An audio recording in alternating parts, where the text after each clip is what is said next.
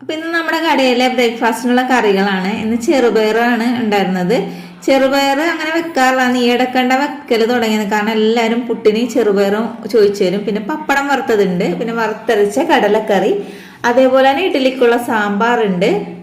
കൂടുതലായിട്ട് ഇഡ്ഡലി സാമ്പാറാണ് ഇവിടെ പോണത്. പിന്നെ അതേപോലെ ചട്നി. അപ്പൊ ഞങ്ങൾ ഒരു ചട്നി മാത്രമേ കൊടുക്കാറുള്ളേ.